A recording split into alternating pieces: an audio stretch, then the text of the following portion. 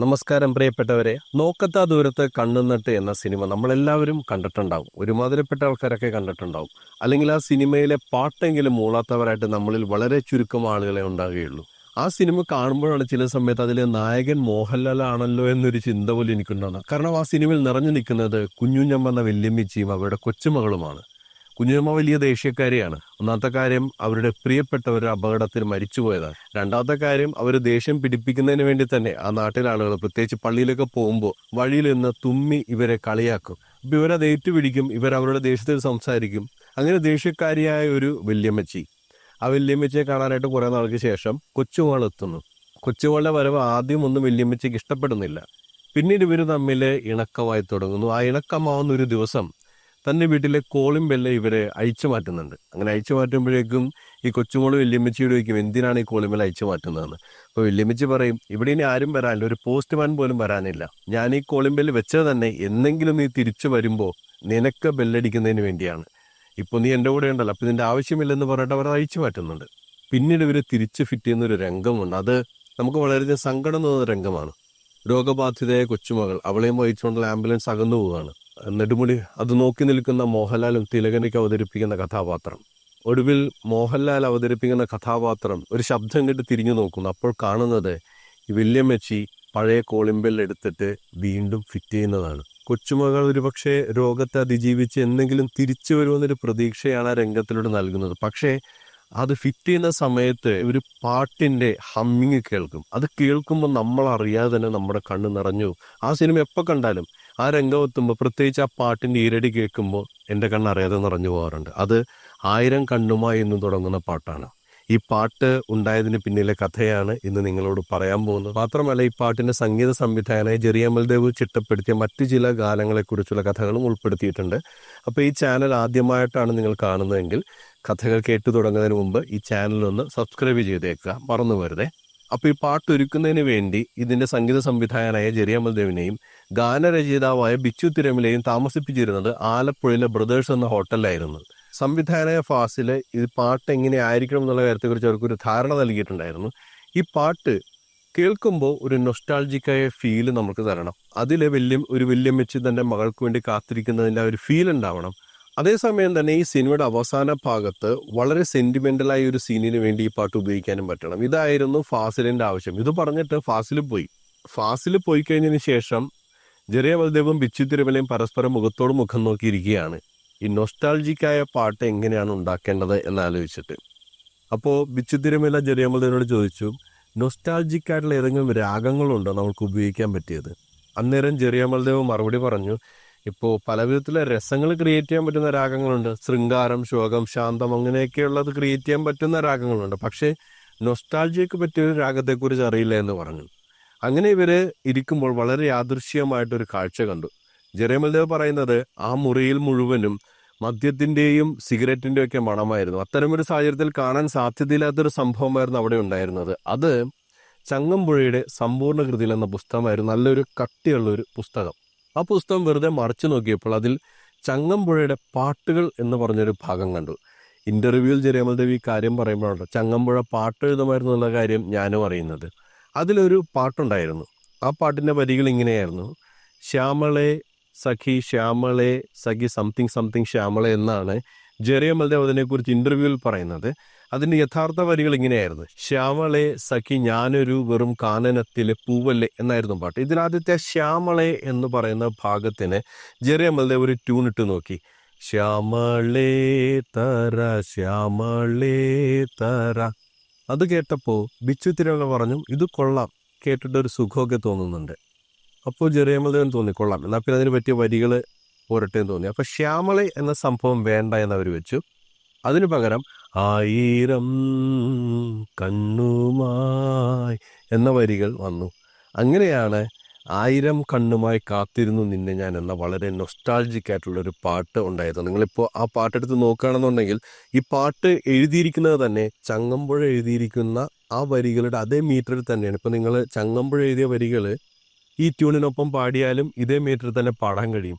ശ്യാമളേ സഖി, ഞാനൊരു വെറും കാനനത്തിലെ പൂവല്ലേ, എന്ന് നമുക്ക് പാടാൻ കഴിയും. അപ്പോൾ അതേ മീറ്ററിൽ തന്നെയാണ് ബിച്ചു തിരുമല ഈ വരികൾ ഒരുക്കിയത്.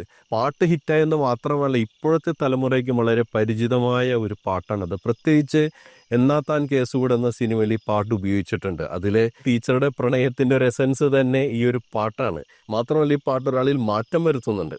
ആ കോടതി മുറിയിൽ അങ്ങോട്ടും ഇങ്ങോട്ടും പറക്കുന്ന പ്രാവുകളെ എറിയുന്ന ഒരു ജഡ്ജിയെ നമുക്കതിൽ കാണാം. പക്ഷേ ഈ പാട്ട് കോടതി മുറിയിൽ പ്ലേ ചെയ്യേണ്ട ഒരു സാഹചര്യമുണ്ട്. ആ പാട്ട് കേട്ടതിന് ശേഷം ഇദ്ദേഹത്തിൻ്റെ ഹൃദയം കുറച്ചുകൂടി ലോലമാകുകയും അങ്ങനെ മനംമാറ്റം സംഭവിക്കുന്ന ജഡ്ജി കോടതി പിരിഞ്ഞതിന് ശേഷം കയ്യിലൊരു പ്രാവിനെയുമായിട്ടാണ് തിരിച്ച് വീട്ടിലേക്ക് പോകുന്നത്. അത്തരത്തിൽ നമ്മുടെ മനസ്സിനൊക്കെ അങ്ങേറ്റം സ്വാധീനിച്ചിട്ടുള്ള ഒരു പാട്ടാണത്. ഈ പാട്ടിന് ഒരിക്കലൊരു വിമർശനം വന്നിട്ടുണ്ടായിരുന്നു. ആ വിമർശനം എന്ന് പറയുന്നത് ഇത് കേട്ട് കഴിഞ്ഞാൽ പള്ളിപ്പാട്ട് പോലെ ഇരിക്കുന്നു എന്നാണ്. അതിനെക്കുറിച്ച് ചെറിയമൽദേവ് 2-3 കാര്യങ്ങൾ പറയുന്നുണ്ട്. ഒന്ന്, ഞാനൊരു ക്രിസ്ത്യാനി ആയതുകൊണ്ടായിരിക്കാം.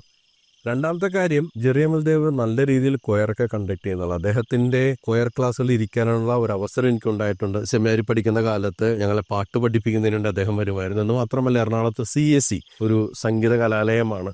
അവിടെയും പാട്ടൊക്കെ പഠിക്കാൻ പോകുന്ന സമയത്ത് ക്ലാസ് എടുക്കുന്നതിന് വേണ്ടി ചെറിയമൽദേവ് വരുമായിരുന്നു.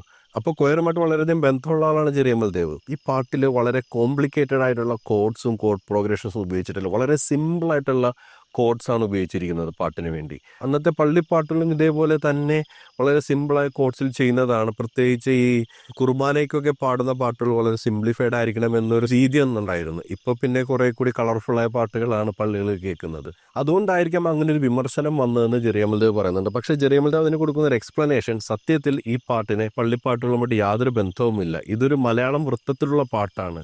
ഓമന കുട്ടൻ ഗോവിന്ദൻ ബലരാമനെ കൂടാതെ എന്ന് തുടങ്ങുന്ന പദ്യം അതിൻ്റെ ഒരു വൃത്തത്തിൽ വരുന്ന പാട്ട് തന്നെയാണ് ഇതെന്ന് പറയുന്നത്. മാത്രമല്ലല്ലോ, അവർ ഒറിജിനലി ഇൻസ്പയർഡ് ആയിരിക്കുന്നത് ചങ്ങമ്പുഴ എഴുതിയ പാട്ടാണ്. അപ്പോൾ ചങ്ങമ്പുഴ എഴുതിയ പാട്ടും ഒരു വൃത്തത്തിൽ കിടക്കുന്ന പാട്ടായിരിക്കും. പിന്നെ ഇത്തരം ഒരു വിമർശനം വരാനുള്ള സാധ്യത എനിക്ക് തോന്നിയ ഒന്ന്, ഇതേ മീറ്ററിൽ തന്നെയുള്ള മറ്റൊരു പാട്ട് വളരെ പോപ്പുലർ ആയിരുന്നു. അത് 1970 ഇറങ്ങിയ അരനാഴിക നേരം എന്ന സിനിമയിലെ പാട്ടാണ്. സമയമാം രഥത്തിൽ ഞാൻ അന്ത്യയാത്ര ചെയ്യുന്നു, 1000 കണ്ണുമായി കാത്തിരുന്നു നിന്നെ ഞാൻ.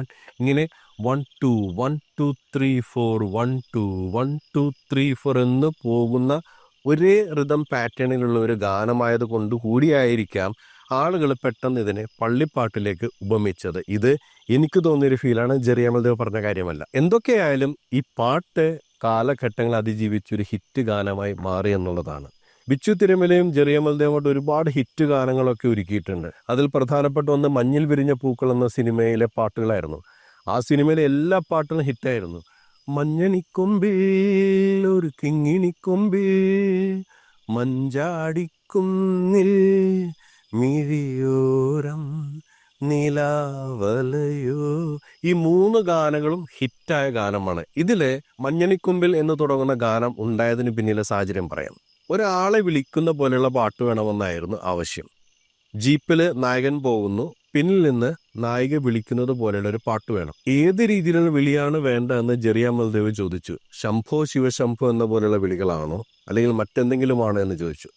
അപ്പോൾ നവോദയയുടെ ജിജു പുന്നസ് അവിടെ ഉണ്ടായിരുന്നു. അദ്ദേഹം പറഞ്ഞു, മുക്കുറ്റിപ്പൂവേ എന്നതുപോലെ ഒരു പാട്ടാണ് വേണ്ടതെന്ന് പറഞ്ഞു. ചെറിയമൽദേവ് മുക്കുറ്റിപ്പൂവേ എന്ന പാട്ട് കേട്ടിട്ടുണ്ടായിരുന്നില്ല. എന്തായാലും ആ വാക്കുകൾക്കൊപ്പിച്ച് അദ്ദേഹം ഒരു സംഗീതം ഇട്ടു. മുക്കുറ്റിപ്പൂവേ താര മുക്കുറ്റിപ്പൂവേ. അത് കേട്ടപ്പോൾ ജിജു പുന്നസ് പറഞ്ഞു, മതി, ഇതാണ് ഉദ്ദേശിച്ചതെന്ന് പറഞ്ഞു. അങ്ങനെയാണ് മഞ്ഞണിക്കൊമ്പിൽ ഒരു കിങ്ങിണിക്കൊമ്പിൽ എന്ന് തുടങ്ങുന്ന ഹിറ്റ് ഗാനം ഉണ്ടായത്.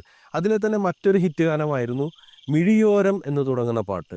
മിഴിയോരം നീലാവലയോ എന്ന് തുടങ്ങുന്ന പാട്ട്. ഈ പാട്ടിന് മെയിൽ വേർഷനുണ്ട്, ഫീമെയിൽ വേർഷനുണ്ട്. ഇതിലെ മെയിൽ വേർഷൻ റെക്കോർഡ് ചെയ്യുന്ന സമയത്ത് ഒരു സംഭവം ഉണ്ടായി. 4 ടേക്കായിട്ടും ഒന്നുകൂടി ശരിയാക്കാനുണ്ട് എന്ന് പറഞ്ഞ് അടുത്ത ടേക്കിന് പോകാൻ നിൽക്കുകയായിരുന്നു. 5ാമത് ടേക്ക് എടുക്കുന്ന സമയത്ത് ഈ റെക്കോർഡിംഗ് മെഷീൻ ഫ്യൂസായിപ്പോയി, അത് കത്തിപ്പോയി. ഇവർക്ക് 2ാമത് ചെയ്യാനുള്ള സാഹചര്യവുമില്ല, സമയവുമില്ല. എന്ത് ചെയ്യുമെന്ന് ആലോചിച്ചിരിക്കുകയായിരുന്നു. ഫീമെയിൽ വേർഷൻ ഇവർ പാടിയത് കയ്യിലിരിക്കുന്നുണ്ട്. എസ് ജാനകിയാണ് ഫീമെയിൽ വേർഷൻ പാടിയിരിക്കുന്നത്. മെയിൽ വേർഷൻ പാടിയിരിക്കുന്നത് യേശുദാസാണ്. ജിജു പുന്നസ് ചോദിച്ചു, ഈ 4 ടേക്ക് എടുത്ത ടേപ്പുകൾ നമ്മുടെ കയ്യിലുണ്ടല്ലോ, അപ്പോൾ അതിൽ നിന്ന് ഏറ്റവും മികച്ച ഭാഗങ്ങൾ ഈ 4 ടേക്കിൽ നിന്നും കട്ട് ചെയ്തെടുത്തതിന് ശേഷം ഒരുമിച്ച് ഒറ്റപ്പാട്ടാക്കിയെടുത്താൽ എങ്ങനെയുണ്ടാവും എന്ന് ചോദിച്ചു. വേറെ വഴിയൊന്നും ഇല്ലാത്തതുകൊണ്ട് അങ്ങനെ തന്നെ ചെയ്യാമെന്ന് വിചാരിച്ച് ഇവർ ഈ 4 ടേക്കുകളിൽ നിന്ന് കിട്ടിയ മികച്ച ഭാഗങ്ങളൊക്കെ കൂട്ടിയെടുത്തിട്ടാണ് മെയിൽ വേർഷൻ അതിലുണ്ടാക്കിയത്. ഇപ്പോഴും നിങ്ങൾ ആ മെയിൽ വേർഷൻ പാട്ട് കേട്ട് നോക്കിയിട്ടുണ്ടെങ്കിൽ ഫീമെയിൽ വേർഷൻ്റെ അത്രയും ഒരു പെർഫെക്ഷൻ അതിൽ ഫീൽ ചെയ്യില്ല. മാത്രമല്ല ചില കയറ്റിറക്കങ്ങളും പൊട്ടിത്തെറികളൊക്കെ അതിനകത്ത് കേൾക്കാനും കഴിയും. അപ്പോൾ അങ്ങനെ ഒരു സംഭവം ഈ മിഴിയോരം എന്ന പാട്ടിൻ്റെ പിന്നിലുണ്ടായിരുന്നു. മറ്റൊരു ഹിറ്റ് ഗാനം ഗുരുജി ഒരു വാക്ക് എന്ന സിനിമയിലെ ഹിറ്റ് ഗാനമാണ്. നല്ല ശൃംഗാരമുള്ള ഒരു എക്സ്ട്രീംലി റൊമാൻറ്റിക്കായ ഒരു പാട്ടാണ് വേണ്ടിയിരുന്നത്. അപ്പോൾ ഇവരൊരു വെറൈറ്റി പിടിക്കാനായിട്ട് തീരുമാനിച്ചു. ഒരു ഫോക്ക് ടച്ചുള്ള ഒരു പാട്ട്, ഒരു നാടോടി ടച്ചുള്ള ഒരു പാട്ടിന് വേണ്ടിയാണ് ഇവർ ശ്രമിക്കാൻ നോക്കിയത്. ജെറിയമൽ ദേവ് ആ സമയത്ത് പറഞ്ഞു, എൻ്റെയൊക്കെ നാട്ടിൽ, അതായത് നസ്രത്ത് എന്ന് പറയുന്ന നാട്ടിൽ വയലിൽ പണിയെടുക്കുന്നവർ ചില ഈരടികളൊക്കെ പാടാറുണ്ട്, അത്തരത്തിലേതെങ്കിലും തിരുമല ഭാഗത്തുണ്ട് എന്ന് ചോദിച്ചു.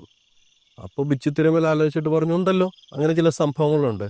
അങ്ങനെ ഇദ്ദേഹം ഒരു ഈരടി പാടി, തന്നന്നം തന്നന്നം തന്തനാനെ എന്ന് ഇദ്ദേഹം പാടി.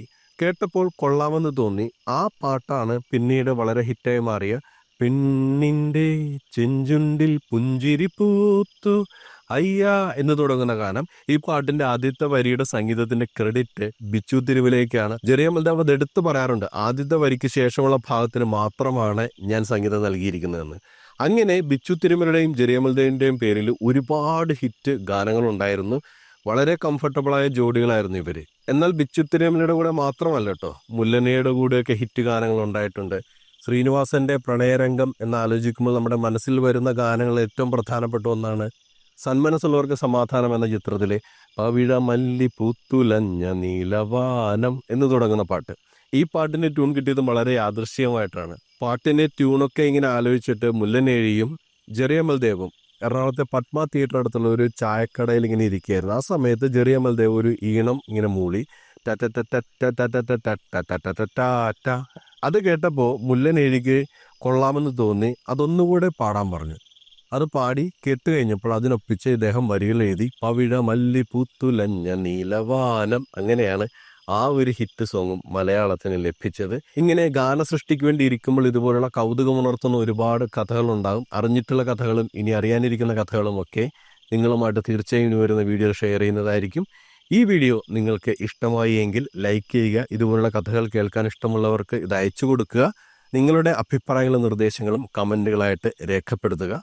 മറ്റൊരു കഥയുമായിട്ട് നമ്മൾക്ക് ഇനിയും കണ്ടുമുട്ടാം. നമസ്കാരം.